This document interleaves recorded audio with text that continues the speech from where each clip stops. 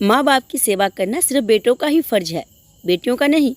कहाँ जा रही हो बहू? स्कूटी की चाबी उठाती हुई दिव्या से सास ने पूछा। मम्मी के घर जा रही थी माँ जी। अभी 3 दिन पहले ही तो गई थी तुम मायके। हाँ, पर आज पापा की तबीयत ठीक नहीं है, उन्हें डॉक्टर को दिखाने ले जाना है। उह, ये तो तुम्हारा रोज का हो गया है।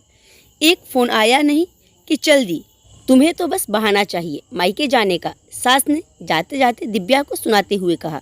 मैं तो पछता रही हूँ तुम जैसी बहू पाकर, बिना भाई की बहन से शादी करके। सोचा था चलो बिना भाई की बहन है तो क्या हुआ, कोई तो इसे भी ब्याहेगा। अरे जब तुम्हारे घर वालों को लड़की के बिना काम ही नहीं चल रहा तो ब्याह ही क्यों किया। ये सुनकर दिव्या के तन बदन में आग लग गई। दिव्या दरवाजे से ही लौट आई और बोली, ये सब तो आप लोगों को पहले ही पता था ना माँ जी कि मेरे भाई नहीं हैं। और माफ़ करना, लेकिन इसमें एहसान की क्या बात हुई? आपको भी तो पढ़ी लिखी कमाऊ बहू मिली है। लो कर लो बात।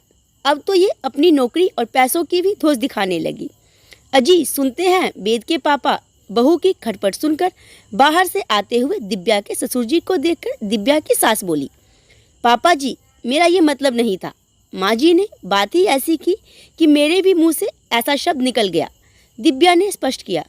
ससुर जी ने कुछ नहीं कहा और मोबाइल देखने लगे। लो कुछ नहीं कहा, लड़के को पैदा करो, रात रात भर जागो, गंदगी साफ करो, पढ़ाओ लिखाओ, शादी करो और बहुओं से ये सब सुनो। कोई लिहाज ही नहीं रहा छोटे बड़े का। सास ने आखिरी अस्त्र फेंका और पल्लू से आंखें पोंछने लगी। बात बढ़ती देख दिव्या का पति वेद बाहर आ गया। ये सब क्या हो रहा है माँ? मुझसे क्या पूछ रहा है? अपनी चहेती से पूछ ले। तुम अंदर चलो। दिव्या को खींचते हुए वेद उसे कमरे में ले गया। ये सब क्या है दिव्या? अब तो ये रोज की बात हो गई है। मैंने क्या किया है वेद?